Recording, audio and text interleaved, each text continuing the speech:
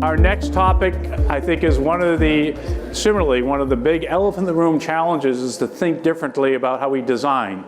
And we heard a little bit in that last panel, where sometimes we do things with unintended consequences that come back to haunt us. But essentially, this whole notion of baking in resilience as something we have to do as an engineering, as an architect, as an urban planner, as a regional planner. You know, these are whole sets of issues, particularly when we have to look at the systems level. If we're going to get at this interdependency issue, we really have to think at things and recognize that the geography of many infrastructure and systems don't lend themselves to a city or a county or a state or even a country.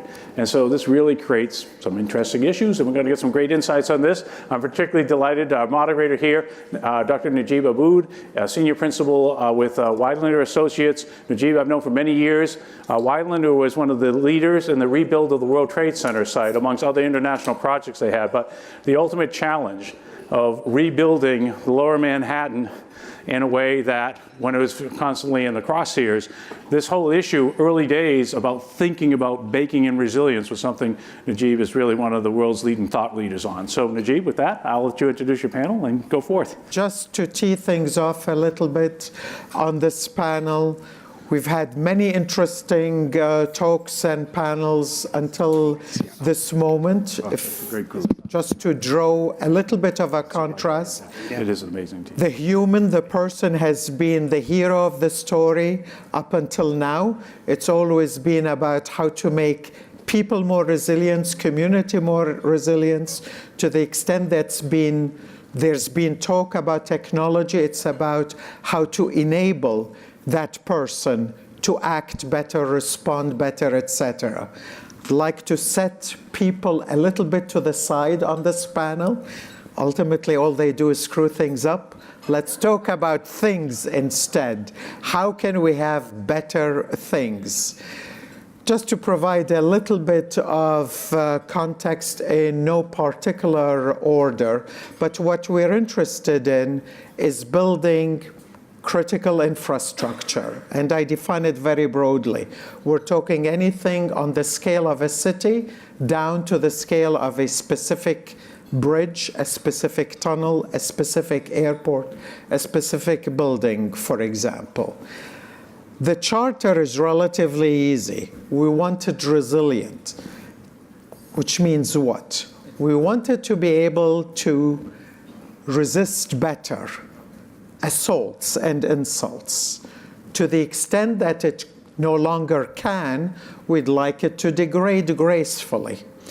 After it's degraded gracefully, we'd like it to come back.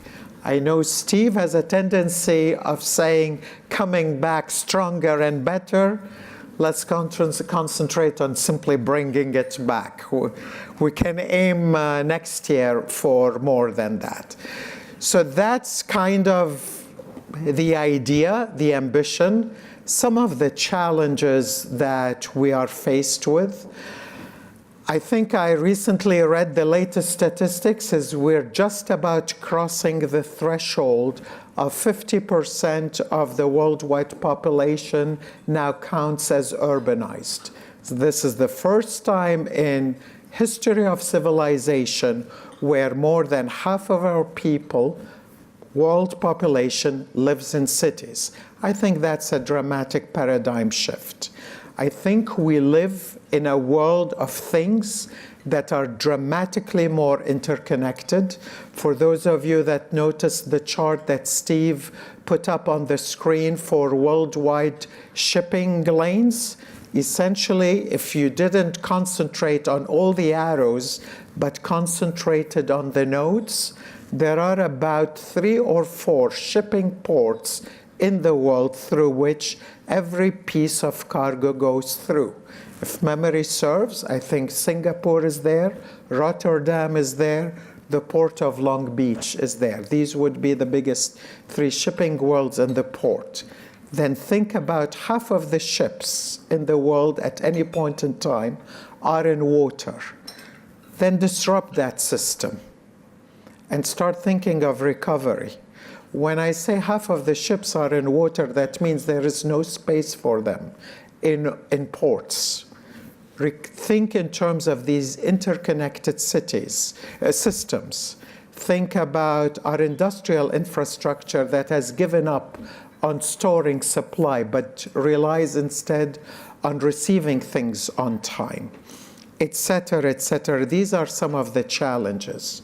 When you are conceiving of infrastructure, we are talking about things that are meant to last at least 100 years. Think about the subway system in London and Paris or in New York. Each one of those is older than 100 years. So anything you'd say right now, your single most brilliant idea, if you were to build it today, it better remain brilliant for the next 100 years, because that is its lifespan. We also need, we've talked quite a bit in the prior panel about risk, and I'd like to come back at the back end of those ideas is, once you've conceived your brilliant idea, how do you communicate its brilliance to a lay audience? I think I've set enough challenges in front of you, so I'd like to start with Professor Giovanni Sansavini from ETH Zurich, and I think your focus is primarily on developing computational models that quantify and analyze risk in various systems. So I'd like to get your take from your perspective on the matter. Thank you very much, Najib. Yeah, so what I would like to share with you today is our ideas on key enablers for resilience, and if you want to see the other way around, what are the barriers for resilience if you don't look at those key enablers. And we have a strong technical perspective. So just, spoiler alert, I will be talking a lot about systems and not so much about people, but we think that we can integrate these two aspects together. This is just to show the beautiful landscape that I see from my office every day. Of course, we do embrace, in order to engineer resilience in the system, a definition. And the definition that we like to have is the one given by the US academies, which it comes without a surprise. It contains the words that we have been listening to since early morning today, that is, resilience is a property that is emerging from the combination of the capability to prepare, plan for, absorb, respond, recover from, and then adapt. So this is actually the vision that we embrace when we want to have this property merging into the systems. And in order to do so, we need to engineer this property into the system, and we need to model the system then, because we need to model how the system responds when we're excited with disruptions, with shocks, with issues. So we need a proper modeling of the system, and we can actually visualize the process of engineering resilience into the system by looking at what is called the resilience curve. This, I'm sure it is a curve that you are very well familiar with, which accounts for the transient that the performance of a system experiences once it is hit by an external or an internal mishap. So you have this initial phase where the system operates in a stable manner, a shock phase, cascade phase, and then a recovery, restoration phase. So we can picture what is our design activity on this picture here. And actually, I was actually amazed to listen to Judge Emmett today when he gave us his definition of resilience, his equation for resilience. What we do is actually put into operation what he meant with that numbers, with that equation. So here I see a perfect overlap between what academia is doing and what the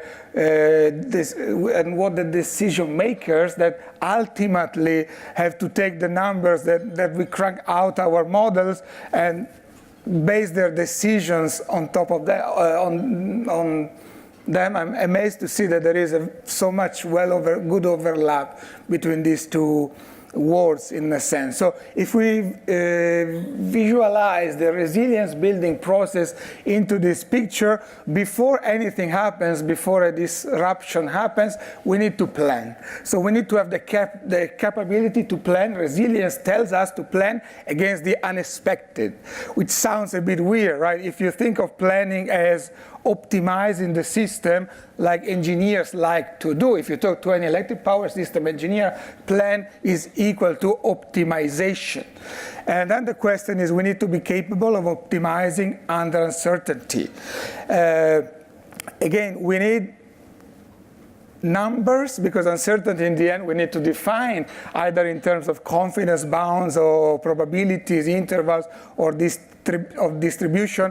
When we face phenomena which we don't know, like the recovery that we saw today, those images of debris removing, we don't have actually a probability distribution function for that. We rely actually on practitioners, on experience. So we need a strong communication flow between people that have experienced how much time, how much resources get mapped into how fast I recover, so that we can plan a bit better in the face of this kind of uncertainties. And then if we move on, when the disruption strikes, we need to be capable of detecting. So we need to have early warning systems. So we need to extract from our systems signals that we can use to anticipate or to be aware that something has changed, that a tipping point has occurred. And actually, I like what Stephen said today. We don't have just shocks, we also have creeping effects. So the maintenance strategies, for example, are our barrier against this creeping effect that is aging in technical system. Then, if we move to the red part, the cascading phase, we have heard a lot about cascades. So we need to limit the propagation of the disruption that has occurred within a system, but also across those layers of interdependent system. And in order to do that, we have to understand where the dependencies are. We need proper modeling, because sometimes structure is not enough. We talk about networks. Sometimes we have to go one step beyond structure. It is actually the functionality that is happening on these networks. Sometimes the network can maybe collapse, but if we have localized production, well, the customers will receive the service, even if the structure is no longer there. So structure, but also functionality is actually key. And then we need to be able, once we have hit the minimum performance level, to recover as quick as we can. So we need to design mitigation strategies. We need to, for example, having automatic control, emergency responses. But I like it very much, this idea of reconfigurability and breaking down barriers. I mean, sometimes breaking the rules that we abide on during normal operation is actually a reconfigurability strategy. And last, if we have damage, then we have to unlock resources. We have to do investments to restore the system. As we have been mentioning today many times, try to restore to a higher level than where we started from. Well, this might be done, for example, if we have new needs. For example, if our system that was designed 100 years ago should now cover new needs of the customers, well, we can now take disaster as an opportunity, pardon the word, as an opportunity to change the system, to embrace the change, and to make the system, in a sense, anti-fragile. After a disruption, I have attained a higher level of performance. And ultimately, I would say, there need to be a consistent integration of these steps.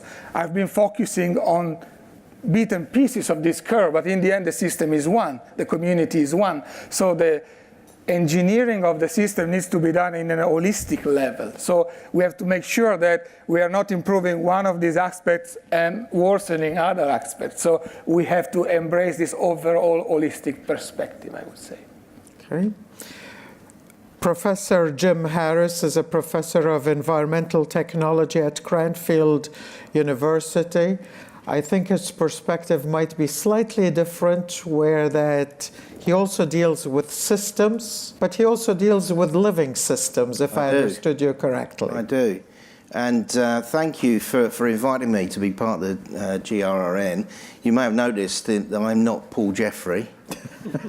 He's been called off to an urgent call, so we're about to find out whether having two people from Cranfield here really does offer adaptive capacity and buffering, or if we're all about to transition to an alternative state, stable or otherwise.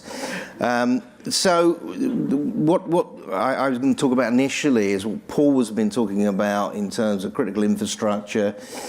We have the business of transport systems, where a lot of the focus has been on that critical infrastructure. I don't know if you know at all about the UK railway net, but we often have the wrong kind of leaves on the line, would you believe, that will gum the system up horribly, whereas in fact the whole system is aimed at transporting people and goods, and that's the function that we're interested in.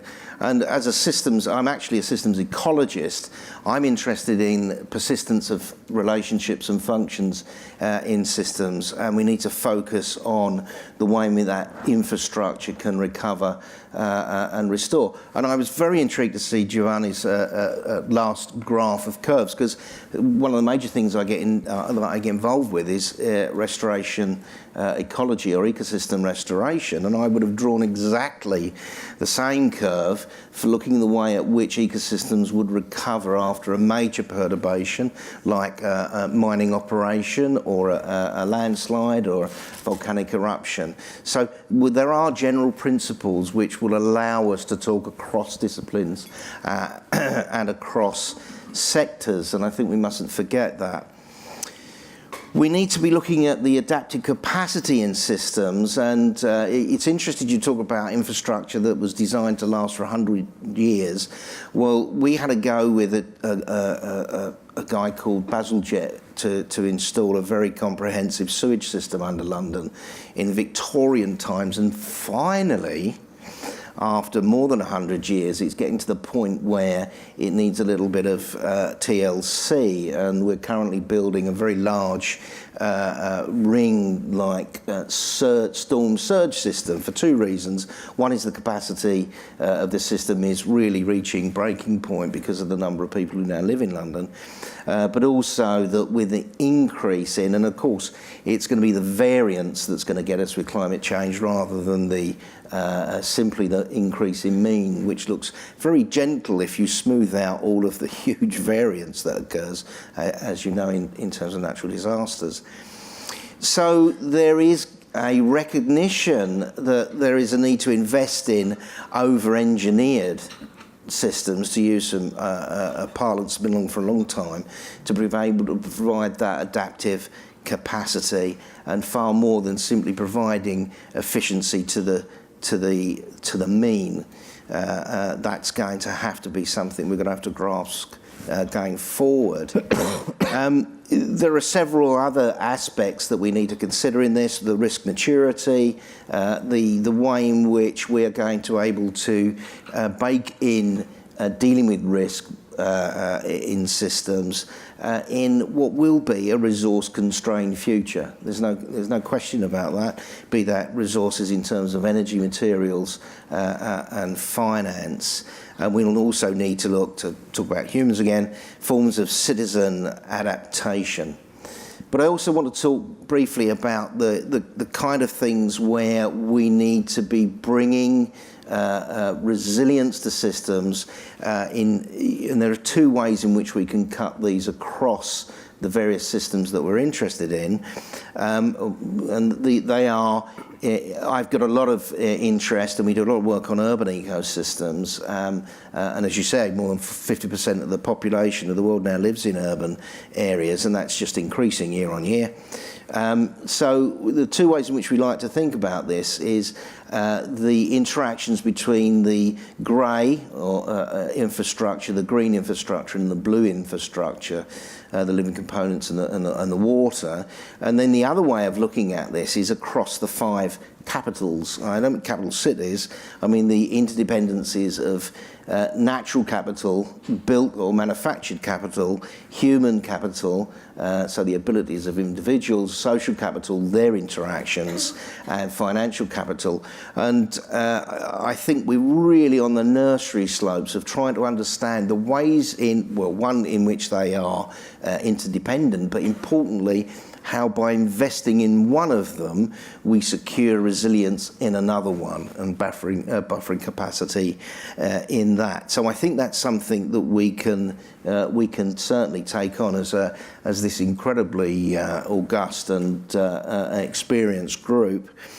And then lastly, I'd like to say, we've seen a lot about responses to disaster, and I feel that we need also to investigate how can we start to detect signals that will give us a warning that something's up, something's starting to change and come out of control. And we need to be looking at things like critical slowing down, autocorrelation between events, increasing variance. And I think those kind of things, if we can start to get across those, we're going to be able to provide some predictive power as to perhaps it's time to be doing some maintenance or replacement or some development work, but also that there are ways in which we can understand that the transition may not be as painful as you think. If you're going to continue to secure the function, you may actually have a system which is quite different in terms of its physical components, but it is delivering the same thing. And so I think that there's a lot more that we can do in looking at the ways in which we can learn, understand more, whether you're a PIMist or a Hollingsist, that there's a way of going forward and looking at these signals. Thank you. Thank you. I'd like to move on to Professor Xiangrong Wang. He's a professor of urban planning, eco-planning at Fudan University. So Professor Wang, I'd like to get your take a little bit. We did talk about systems from a modeling perspective, systems and interrelations from a interdependence perspective. I'd like you, if you can, to focus specifically on the urban planning aspect. Yeah. How should we design our city? Is it any different? Are there any specific things we should be thinking and doing? Okay, thank you very much. I'm very pleased to be invited here to share my understanding and my research program with you together. So fortunately, my research team and I are engaged in some research program to tackle with climate change and some ecological design and planning for resilient city, facilitated by UNESCO, by IUCN, by WWF, and by Chinese central government and some local government. So that's why I come to here. I hope to share my understanding from 4 points. The first is why should we enhance the research for resilience design?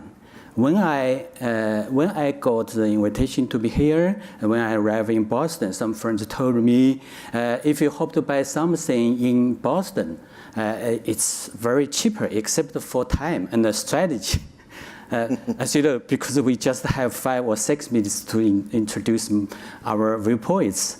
And as a kind of coastline city, such as Boston, Shanghai, Rotterdam, and New York City, and so on, we are faced with similarity challenges of huge pressure of climate change. That's why we should pay much more attention to the resilience design. Which means we should design a kind of resilient city which can cover or can maintain its capacity and can cover from the huge or extreme climate change events. Then can recover its capacity by through adjusting its social, economical resilience and even infrastructure and so on.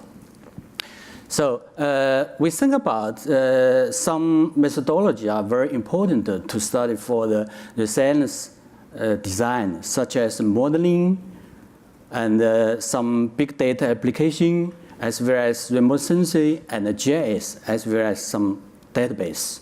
For example, we had a comparison between the 10 metropolises in Asia country, fashioned by WWF. We selected some cities such as Kuala Lumpur, Singapore, Hong Kong, Shanghai, Ho Chi Minh City, Jakarta, and so on. So after we carry out some investigation and the comparison of data, we found that the state of Jakarta is the highest vulnerability city in Asia country. And then we comparison with that of other cities, such as New York City, Chicago, Rotterdam, Durban, and Ecuador, which is fashioned by the United Nations as a kind of demonstration site for the silent city.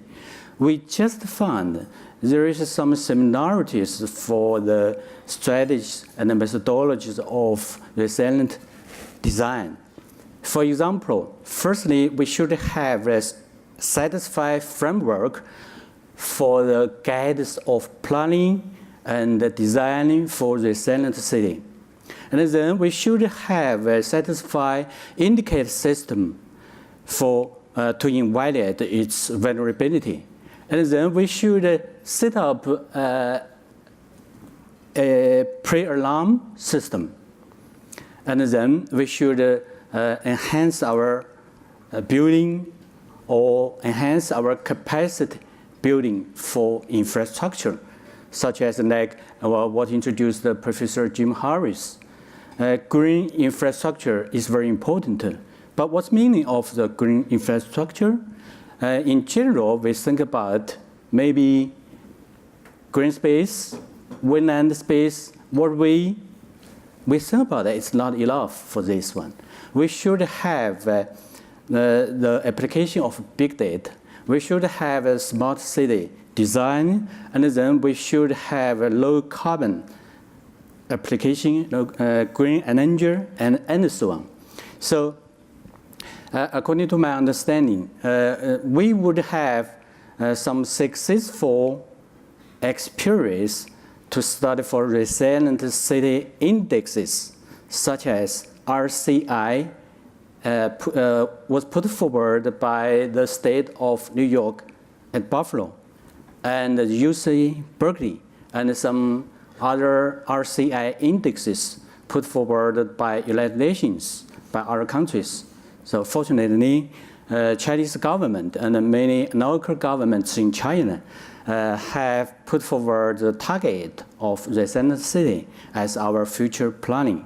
So we have had selected about 7 cities in China, which distributed in east side and the south of China. Especially, most of these cities are along the east coastline, because these cities are intact and influenced by climate change, especially by senior rising, by flooding, and so on. So we hope to use this city as a demonstration sites. Fortunately, 2 cities of them have been selected by the UNESCO as a pilot site for the resilient city. So this is very, very important. Finally, we think about it is not enough to have theoretical research, but also action is very, very important. So more and more Chinese cities and other international metropolises have put forward the new planning targets, such as New York City has put forward the target to set up the livable city and a resilient city in 2050. Shanghai has put forward the new master planning to set up the city of Shanghai as a kind of eco-city and a resilient city in 2040.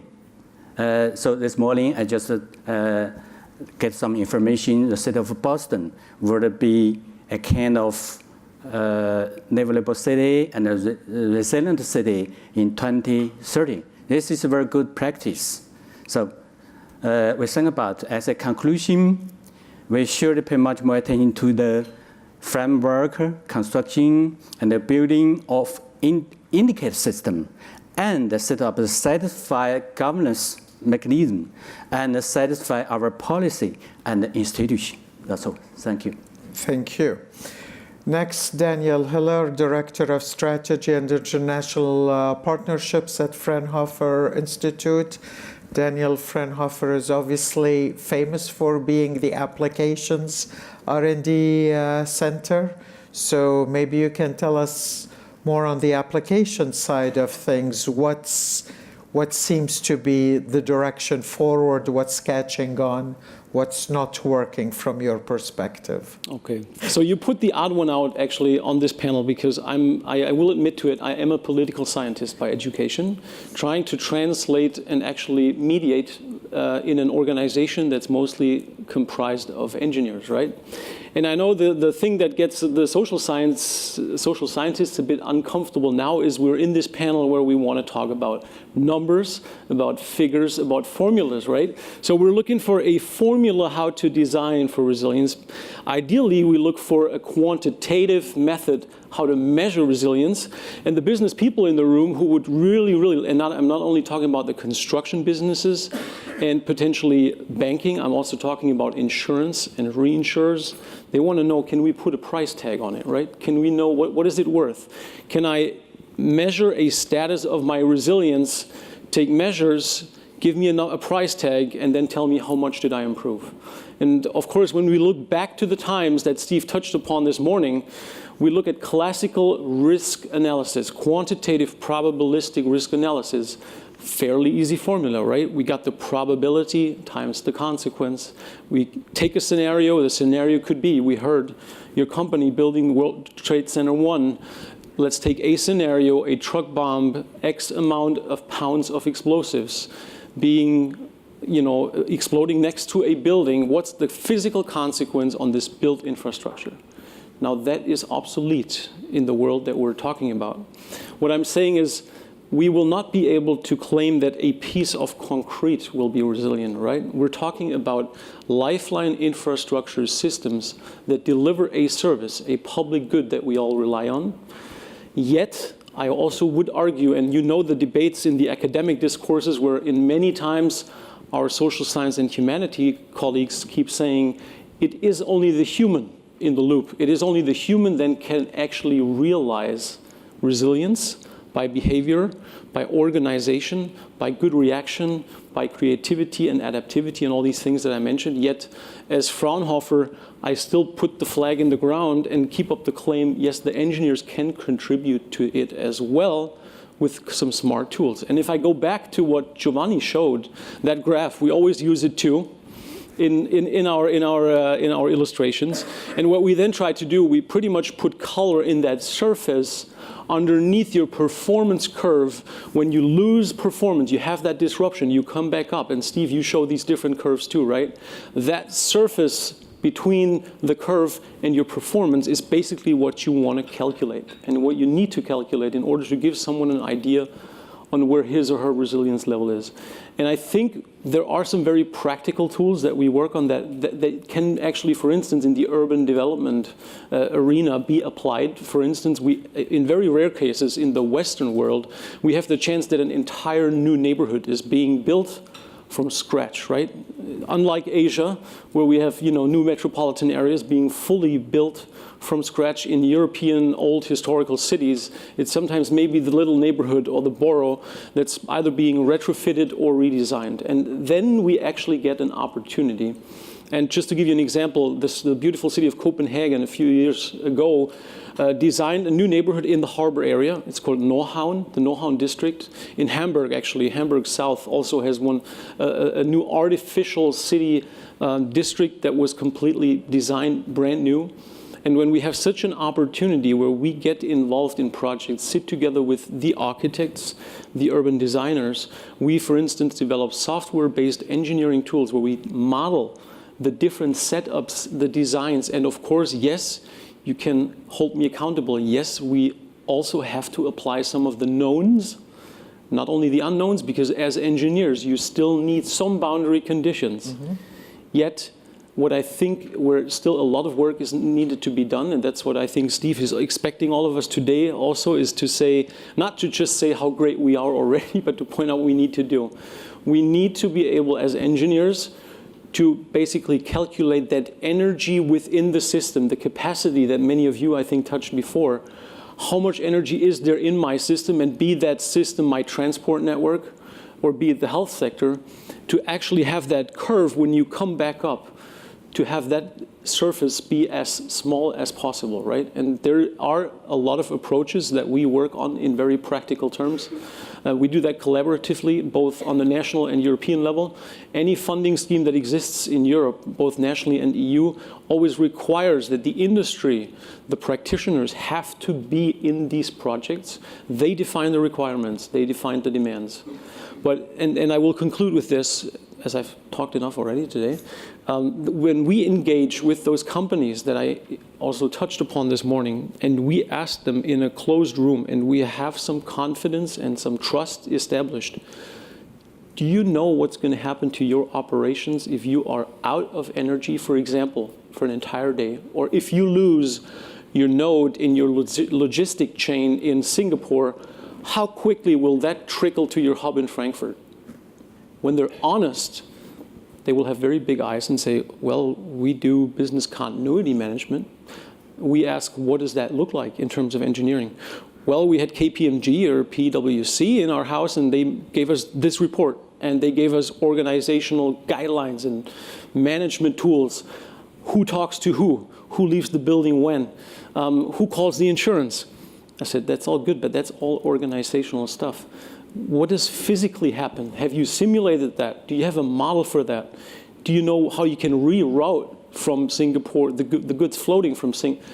And if they're very honest, we're early in the game, and they do not have the resilience measures. And of course, they are longing for some solutions where, again, I come back to my beginning, you can somehow quantify it and you can put a price tag on it. Otherwise, it's not going to be successful. Excellent point. Humberto Cavallin is a professor at the School of Architecture at the University of Puerto Rico. Humberto, I think you partially specialize in microbiomes or have worked in that area. So that intersection between the living environment versus the gray environment, you might want to comment a little bit about that? Absolutely. But before I started, because I'm going to talk a little bit about Maria also, Masses to Puerto Rico, I just want to say a couple of disclaimers. First of all, I'm a Puerto Rican by choice and adoption. So although I'm very grateful to Puerto Rico for allowing me to be there and work there, there are other people from Puerto Rico right there at that table that probably are better suited than myself to explain certain things about what has happened in the island in the last few months, particularly regarding energy. As you see, you are there, a colleague and friend from the University and Marla here. So if you have any questions regarding that area, those are the experts over there. So regarding my work, I have to say that the disclaimers I have to do. One is this one. This picture is not from Puerto Rico. This is from Florida. But I thought it was very useful to show the emotional dimension of what damage implies for people that have suffered the consequences of an environmental event like Maria, the loss that comes together with it. And that brings me back to this morning and the short movie that Judge had, this pile of things in front of the houses in Texas. Those are not just things. Those are things that mean something to somebody, and that loss is pretty hard. So considering all that and going back to microbiome, yeah, I've been working for quite a few years now in that area that is slightly esoteric about the little things that inhabit our environment. And one thing that surprised me very much when I started to work on it is that we know very little about it. I mean, it's not unintended, but yeah, very, very little about the microbiome. we have been learning through the last 10 years a little more about it. In the case particularly of Puerto Rico, we have been doing research for the last few years. And more recently, we have been focusing just after Maria on the occurrence of fungi in the houses that were affected by water damage in Puerto Rico. And that connects directly with design, because many of the decisions that we make about the environment create conditions for those situations to happen. For the last months, we have been taking samples of air and also surface, dust surface, and different houses. And what we have found is pretty amazing. I mean, we have been measuring the amount of bioparticles in the air outside the houses, and if we compare that with the amount of bioparticles inside the houses, the one inside the house is about 4 times the one that you see on the outside. That has very deep consequences for the people that live in those houses, and in the case of Puerto Rico, it's particularly bad because we have a big incidence of asthma, one of the highest in the country. And this can have a consequence for the health of the people living in those homes in the short run. Right? Design-wise, sometimes we talking about unforeseen consequences. Because probably in part because we don't know that much, and that's why we need more research to know better what's really fostering the conditions for that to happen there. But also because we don't educate the people enough, that can turn into a health problem for many of us. So we are doing research regarding that. We don't have explanations so far exactly for what's going on, but we are pretty much sure that the conditions we're seeing inside those homes are definitely affecting what's happening regarding the occurrence of fungi. My call regarding design will be that that's a frontier that we need to face. It's new in the discourse of architecture. It's new in the discourse even of biology in general, right? But it's a huge challenge for us as designers to embrace it as information that we can use to make decisions about how we design the environment and make it not just more resilient from the physical point of view, but also make it more resilient for the people that are inhabiting those spaces. That's particularly interesting as a perspective, because to the extent that the physical infrastructure post-disaster undermines the human resilience because of health effects, you've kind of defeated, what we set out to do. So to the extent that I can characterize most of you as engineers, and I say that with some pride, I'm one of them, to the extent an engineer will never admit that he's done, because there's always more to do. But I think there is a common thread that says we pretty much have a good conception of the models that we either have or need to develop to virtually test out an infinite amount of scenarios. We didn't quite talk about the diversity of threats, the known versus unknown, whether we plan for anything or for a lot of things. I'd leave the philosophy question a little bit aside. But what seems to be striking to me is that we have incredible power to simulate a huge diversity of threats against either our environment, our built environment as it is today, or to potentially test out new ideas to see if they're better design paradigms. Yet, every time there is a disaster, and the reason we call it as disaster is because somehow we're surprised by it. Otherwise, we wouldn't call it a disaster. So there seems to be a disconnect between what we could do and what we are actually doing, which brings me back to the question of barriers. What are the barriers that either don't allow us to exercise what we're able to do, or don't allow us to be effective at translating that knowledge into actual tangible products, practices, etc. So my question to you, and this time around we literally go 1 minute a person, Is it a language barrier? Is it a technology barrier? Or do we blame it all on the politicians, which might be your way out? No, I will not blame Giovanni. I would blame it to the engineers. So I would say that we have a fundamental issue with designing under uncertainty. So this is one thing, that we characterize uncertainty somehow by using what we know. Which, I mean, this is how we produce knowledge. But we don't design under the unknown, in a sense. And we are still forced into... We live in a cost-benefit analysis world, in a sense. We do not invest for unexpected consequences. We would consider it a waste of resources, I think. And in a sense, I don't see how to overcome this, because it's also an efficiency problem. I mean, we have limited resources. We cannot design against all the infinite amount of hazards. But there is also a philosophical point, I would say, that we need to, and having got to know Swiss people that discuss a lot about how to accept risks and how to embrace failures. Failures are something that we need to be capable of living with. Jim? Okay, I'll give two examples, and one is the business of post-disaster recovery and what goes where is not a new problem. In 1666, the City of London burnt down as a result of the fire that started at the wonderfully named Pudding Lane.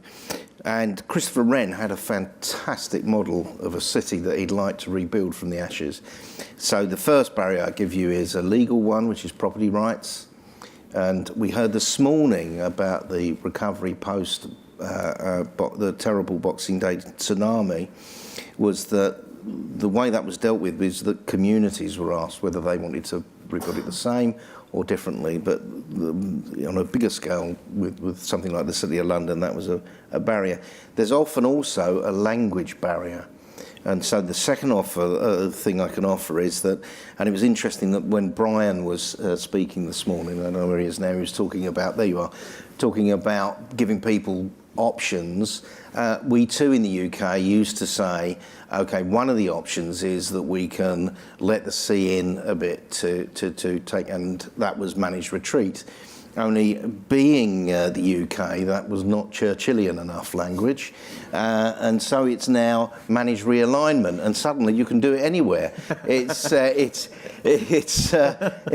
was an example where people were sort of, no, I'm not having retreating, but realigning. Oh, that sounds sensible. So there's an example of two kinds of barriers that we need to grasp across the grey, green, and blue infrastructure and across the 5 capitals, I think.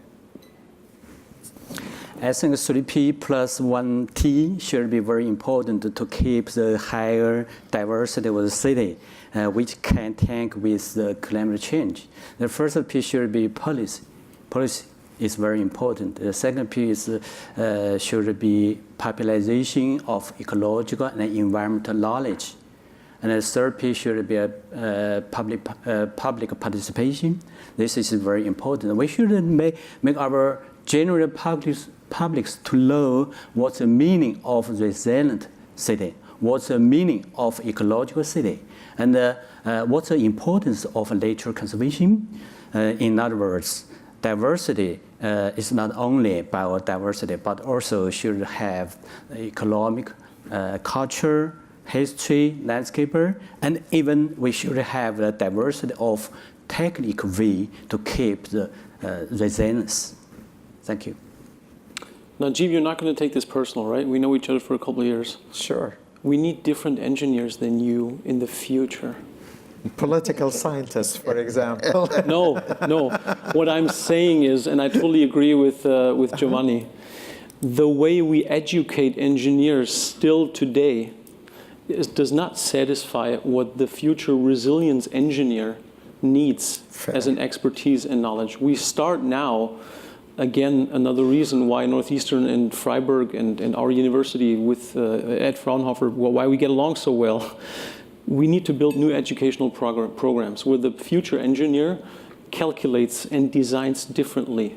There still needs a lot to be done to fill these curricula with, let's say, all the right components and elements to summarize it. And so that's my short way is the future engineer needs to be educated differently to fulfill this task, definitely. Humberto. In my case, I think that there will be like 3 elements that I consider important. One is values, the other one is beliefs, and the third is expectations. And I think that regarding, you were talking about modeling, in my case, we know so little that it's really hard to model what's going on at that level. And one mistake that we incur very frequently is that we impose the expectations and the values that we have of the macro world to the micro world, and it doesn't fit in the same way, right? So, and we tend to perceive it in a way that doesn't really reflect what's going on at that level.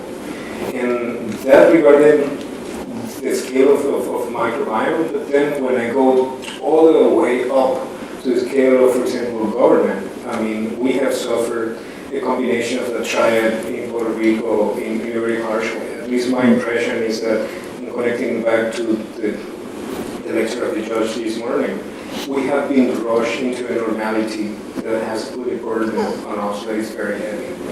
And also has had an unintended or intended, I don't know, consequence, that is to make invisible all the people that are not inside that normality. So by forcing us to leave our regular pace of life in San Juan, we tend to forget there are people inside the island that still are in very poor conditions and that require still of our help. Sorry, I wanted to make another comment because I wanted to make the bridge to this morning and to humans. If we think of modeling and simulation, we just talked about it from the purely technical perspective, modeling buildings, cities, concrete, wires. There's a whole lot of science that's going on in agent-based modeling and simulating human behavior. And when we're asked, so towards what kind of resilience are you working? We now keep saying it's towards socio-technical resilience. We combine the two worlds. When we help design an airport, a brand new, let's say a checkpoint, a new airport checkpoint, one of our core businesses, we use agent-based simulation as well as technical simulation to unite the human with the technological environment. Then we induce any kind of disruption. And I mean, we talked about artificial intelligence and machine learning in terms of a potential threat/risk for more resilience, maybe lowering resilience. As a passionate translator for engineers, I still argue we can also use these tools to increase it. I'm absolutely for using these new methodologies and tools that are out there to actually increase it too. So that's maybe where we can, again, unite and harmonize our human world with the technical world a little more. I agree. As I said, humans are the single biggest threat to our infrastructure. So modeling them is important. We're running out of time. We just have a couple of minutes. So if there is any burning questions from the audience, I think we'd have time for 1 or 2. Question back there. It seems like societies have really valued the services that designers and engineers have provided.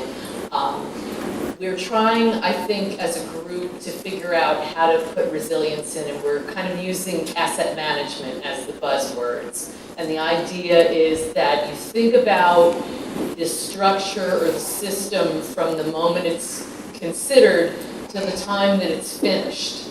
And you have to reconstruct or get rid of it.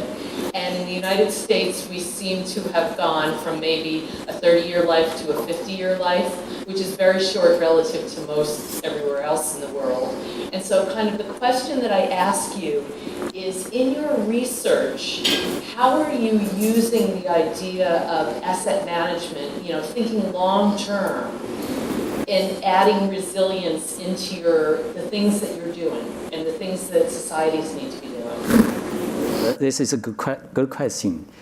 We think about it's very important to invite some government agency to participate in our research from the beginning.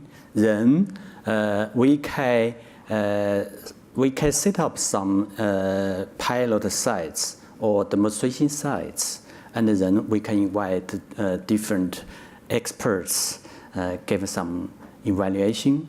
Then after the results has been passed by the experts, then we can submit to the government agencies in China. So many local governments has carried out these procedures.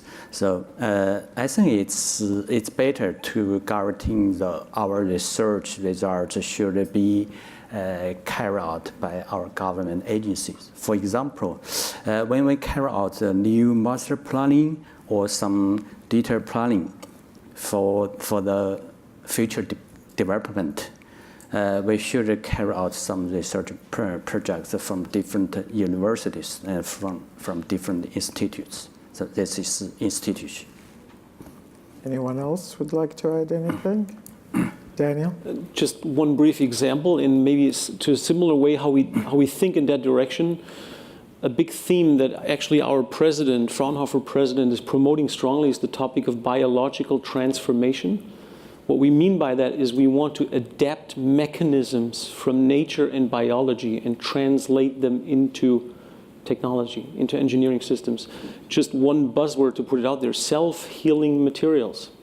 Copy mechanisms from plants where we know being hit or being injured, having the capacity to self-heal, becoming more sustainable in the long run, is one capacity that we really try to develop the formula, to develop new materials that have that capacity. And I tell you, it's possible. It's possible. To close quickly and tie it to the next panel, I think you heard we have the ability to model. It's not perfect, Humberto, you're right.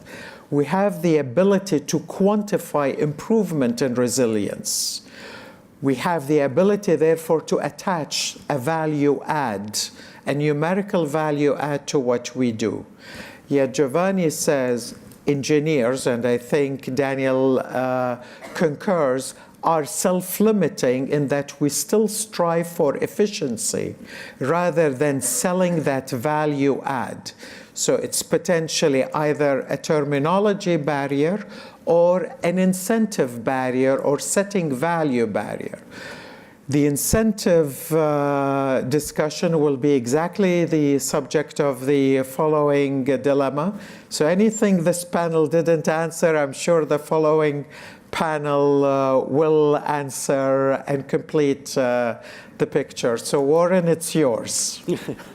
Thank you. Thank you.